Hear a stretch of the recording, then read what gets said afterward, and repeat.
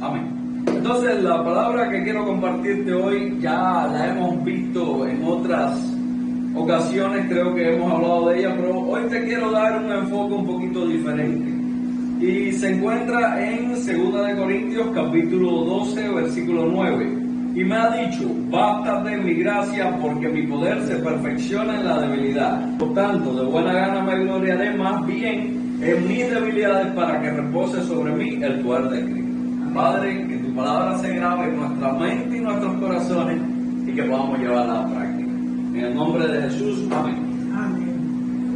No hace mucho yo compartí una reflexión y hablaba de este mismo versículo, y el enfoque que creo que también se las compartí acá era la gracia de Dios. El favor y la gracia de Dios son suficientes.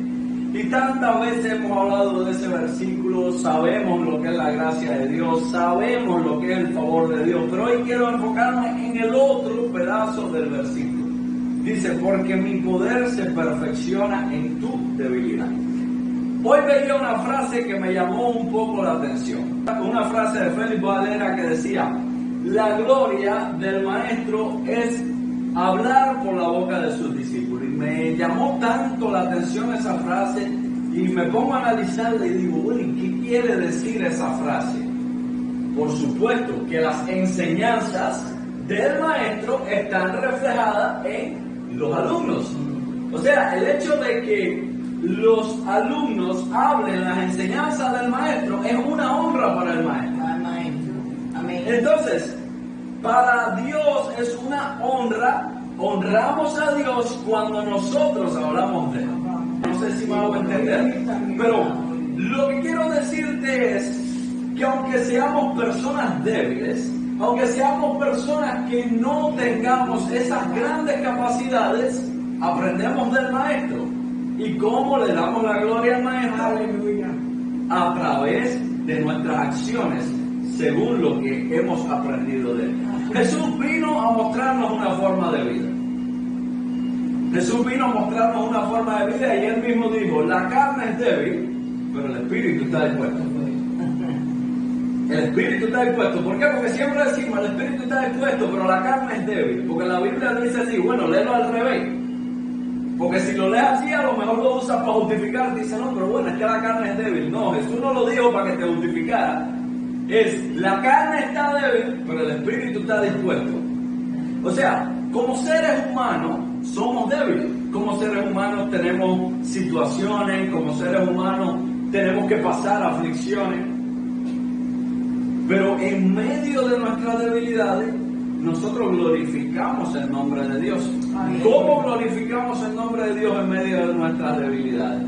Si yo estoy pasando por un problema, si yo estoy pasando por una situación difícil y me empiezo a quejar, estoy igualito que el resto del mundo. Porque todo el mundo se queja cuando tiene una situación difícil. Pero sin embargo, cuando en medio de mi debilidad, cuando en medio de mi problema, cuando en medio de mi circunstancia yo hago como hizo Job, que se postró, adoró y dijo: Jehová Dios, Jehová quitó, sea el nombre de Jehová bendito. En medio de mi debilidad yo le estoy dando gloria y honra a Dios.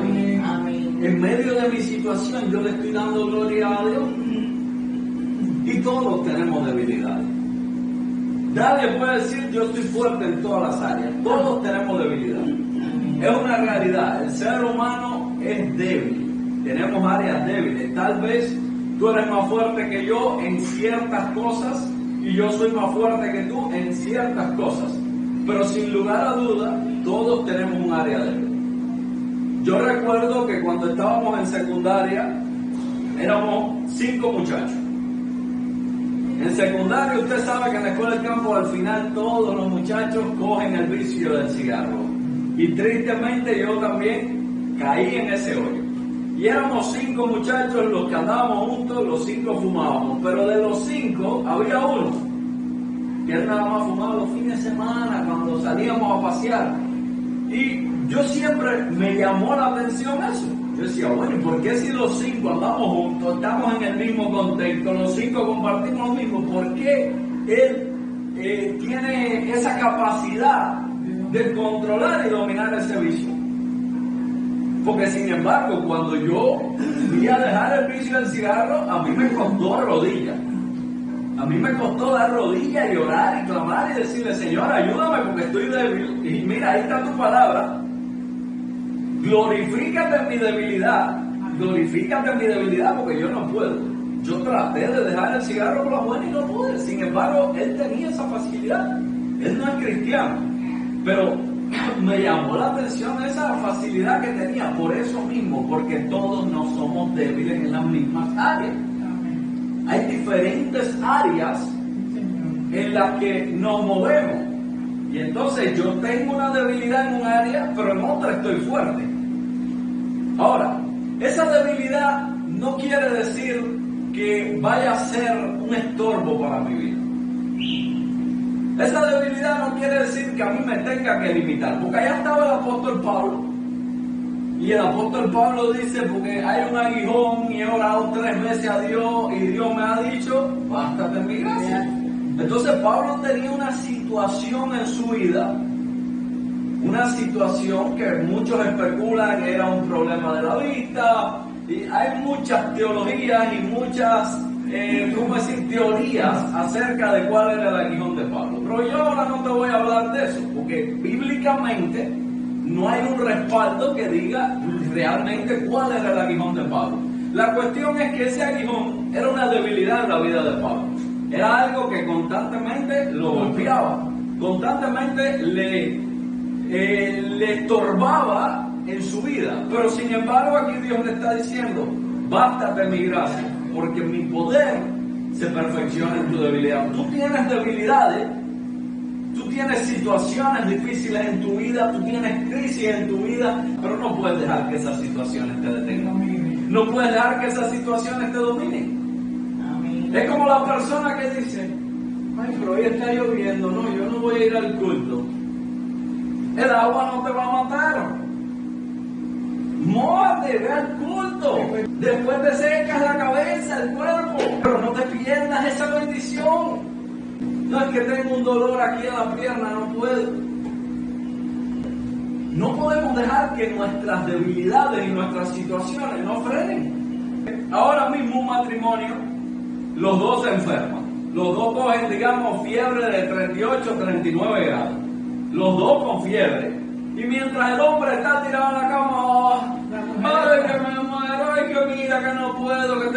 La mujer está batida en la cocina, preparando comida, fregando y haciendo las cosas de la casa. Entonces la mujer no deja que esa debilidad la frene. Claro, hay sus excepciones, te estoy poniendo ejemplos. Sí, porque hay mujeres que verdad que son tremendas también. Aún cuando está enferma, aún cuando tiene la misma debilidad, son dos cosas distintas. El hombre está tirado en la cama quejándose, ay, que me muero.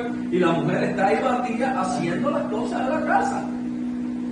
Ahora mi pregunta es, ¿los dos no están en la misma condición? ¿Los dos no tienen la misma enfermedad? ¿Los dos no están igualitos con fiebre? Entonces, ¿por qué uno está trabajando y está haciendo las cosas de la casa y el otro no? Porque no deja que su debilidad lo frene. No deja que su debilidad lo frene. No sé si han visto esos documentales de personas que han estado al borde de la muerte, perdón. Y en medio de crisis, de situaciones bien difíciles, han sobrevivido. Porque han tenido que sacar fuerza donde no la tienen. Amén. He visto documentales de personas que incluso se han roto hasta los huesos y no han podido casi ni caminar y arrastrándose. Han llegado hasta que lo han podido socorrer. Es como en esa película que el hombre está, que no da más, y va caminando dando tumbos hasta que llegó. Cuando llegó entonces que se desmaya. Ya cuando llegó, que ya lo van a socorrer, entonces que se desmaya. Pero mientras no, él seguía y sacando fuerza de donde no la había y estaba débil, pero ahí seguía hasta que llega. ¿Es verdad? Hasta que llega. ¿Por qué? Porque sabe que hay una necesidad. Es como algo en el subconsciente que te dice, si te frenas ahora, te mueres, te quedas aquí mismo. Tienes que seguir avanzando, tienes que seguir caminando. No puedes detenerte ahora. No puedes dejar que la debilidad esa te frene. Y el hombre con el dolor en el pie y arrastrando el pie, pero sigue caminando hasta que llega. Entonces, ¿cómo no vamos a hacerlo así para las cosas de Dios? Amén. ¿Cómo no vamos a hacerlo así para expandir el reino de Dios? No puede ser que porque yo tengo un dolorcito de cabeza no voy a la iglesia. No puede ser que porque yo me siento mal dejé de ir al culto. No puede ser que yo sentí un dolor en el dedo gordo del pie, no voy hoy a la misión. No podemos dejar que nuestras debilidades nos limiten. Amén. A mí me asombra el testimonio de Daniel. Yo recuerdo cuando estábamos en el otro local, antes de venir para este local, a mí me asombraba como Daniel llevaba a Adolfo empujándolo ahí en su sillita de ruedas y no faltaba ningún culto. Y hay una situación real. Hay una situación, Adolfo tiene su problema en la pierna y Daniel tenía que empujarlo. Pero eso no limitaba a Daniel. Y fue el que... No lo limitaba. Allá iba él y recibía su culto y después venía, incluso cuando llovía que se ponía la calle mala, allá iba ella. ¿Y cómo venía bendecida? No podemos dejar que la debilidad nos frene. No podemos dejarlo. Por eso cuando yo vi este local, que fuimos a hacer el cambio, dije, tiene que ser en casa de Dania. Yo tengo que honrar eso que ella hizo. Yo tengo que honrar a Daniel y a Adolfo por eso que hicieron, que ellos se esmeraban y iban, aun cuando había una debilidad, aun cuando había un problema difícil. Ellos se sobreponían al problema y iban a la misión y recibían el culto. Un ejemplo.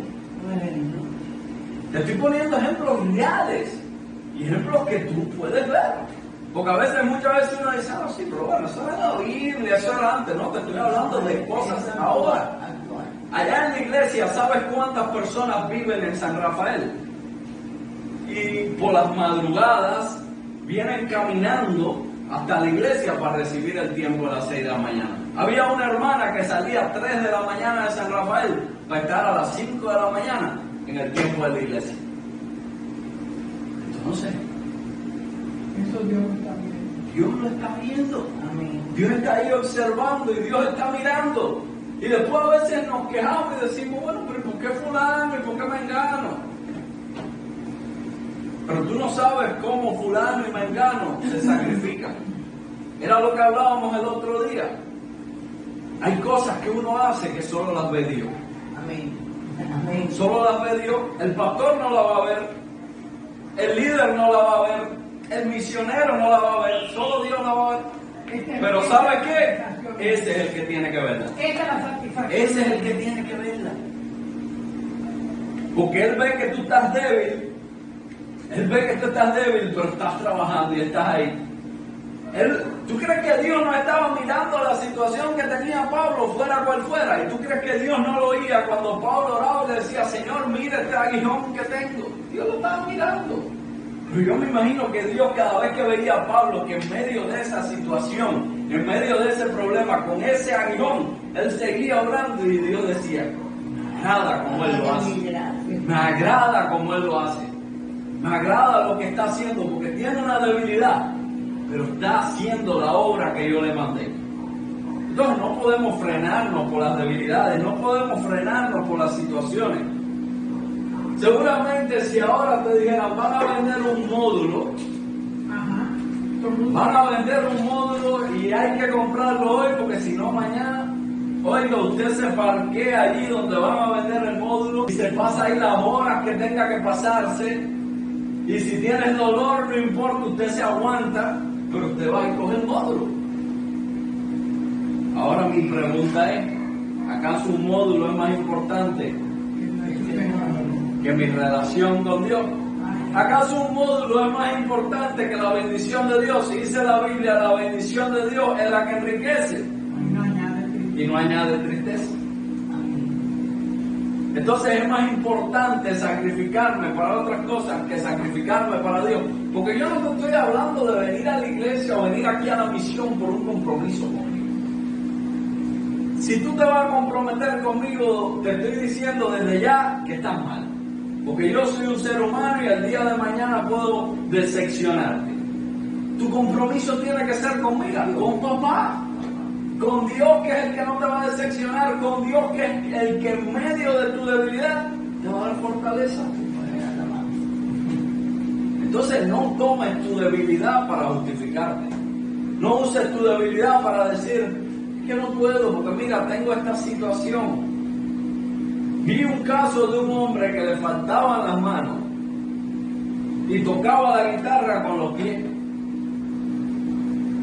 Yo digo, pero ¿cómo es posible? ¿Por qué? Porque él amaba la música y no dejó que su limitante, que su debilidad, que le faltaban las manos, lo limitara. Tocaba la guitarra con los pies. Entonces, ¿cómo nos vamos a limitar nosotros para adorar a Dios? ¿Cómo nos vamos a limitar nosotros para comprometernos con Dios? Que estamos entendiendo. No podemos dejar que la debilidad nos frene. Todos tenemos debilidades.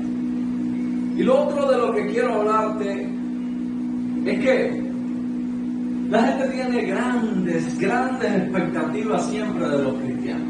La gente espera bastante de los cristianos. Y si ese cristiano es líder, la gente espera más todavía. Pero déjame decirte, los líderes también son seres humanos. Los líderes son seres humanos. También tienen debilidades, también tienen situaciones, también tienen problemas. Tenemos que tratar de entenderlo, tenemos que tratar de saber y entender que somos seres humanos. El otro día compartía con unos hermanos y fui a ver a predicar un amigo mío, que él me tiene mucha estima y me dijo, oye, ve y predica, veme a predicar, que quiero que tú vayas. Yo voy. Y él predicó y después ministró. Cuando terminó de orar, le dije, tú sabes que tengo algo contra ti. Él pensó que yo le iba a criticar la prédica. Me dice, no, ¿qué? Le digo que no oraste por mí. ¿Por qué? Porque a veces nosotros tenemos un esquema. ¿Para qué yo voy a orar por fulano si se supone que él está más unido que yo? ¿Para qué yo voy a orar por el pastor si se supone que él tiene más unción que yo, que la relación con Dios de él está mejor que la mía? ¿Para qué voy a orar yo por el obispo si es el obispo? Es un hombre ungido. No le hace falta oración. Tenemos que entender, familia, que todos necesitamos de Dios. Todos necesitamos de la oración de nuestros hermanos. Por eso debemos cubrir a nuestros líderes con nuestras oraciones. Por eso en tu oración personal, pon en oración a mí, pon en oración a tu pastor, pon en oración a la iglesia, al obispo, a los líderes. Porque somos personas, somos seres humanos, que somos débiles. Paul Washer dice, no existen los grandes hombres y mujeres de Dios. Solo existen seres humanos, débiles y necesitados de un Dios grande. Somos personas débiles que necesitamos del favor y la gracia de Dios. Por eso Dios le decía a Pablo, bástate mi gracia. Es lo que tú necesitas, mi gracia. Yo sé que tú eres débil, pero mi gracia es suficiente. Entonces no dejes de orar por tus líderes. Tus líderes también tienen necesidades. No lo juzgues cuando lo veas que falla. Porque muchas veces vemos que un líder falla. Y eso que es pastor, o y eso que es ministro, y eso que es... Entiende que también son seres humanos. Entiende que también tienen debilidades. Claro que sí. Por eso tenemos que No podemos juzgar a nuestros líderes. No podemos juzgar a nuestros líderes. Ni perder el respeto porque conozcamos una de sus debilidades. Al contrario, orar por ese líder, Padre, fortalécelo. Fortalécelo. Es como aquella persona, se va a alguien de la iglesia y dice, yo lo veía venir. ¿Tú lo veías venir? Y si lo veías venir, ¿por qué no te acercaste a él y se lo dijiste? Si lo veías venir, ¿por qué no orabas por él cada noche cuando tenías un tiempo de oración? Lo veías venir, pero nunca hiciste nada. Porque a lo mejor quería... Veías la debilidad de tu hermano, veías la debilidad de tu líder, pero nunca hiciste nada por él. Nunca oraste por esa situación. Es más fácil ahora que cayó, ahora que falló, decir, yo lo veía venir. Hemos sido llamados a amar. Si resumiéramos el Evangelio en una palabra, esa palabra es amor. Es amor. No es juicio, no es crítica, es amor. Y Jesús hablaba de si dos andan juntos y uno cae, el otro lo levantará, pero el que ande solo. Entonces, si se supone que somos una gran familia en Cristo y tú tienes una debilidad y yo veo que caíste, mi deber como cristiano es ayudarte a levantarte. No es burlarme de ti, no es reírme de ti. Mi trabajo como cristiano es decirte que necesitas, ven, déjame ayudarte. Déjame ayudarte. Entonces el nombre de Dios es glorificado también cuando un hermano te ayuda. Porque ahí tú estás viendo la mano de Dios obrar también.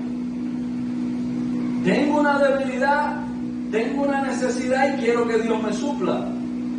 Pero no siempre va a caer el maná del cielo. Dios también va a usar personas para suplir esa necesidad, para, para fortalecer esa debilidad. Es como el matrimonio.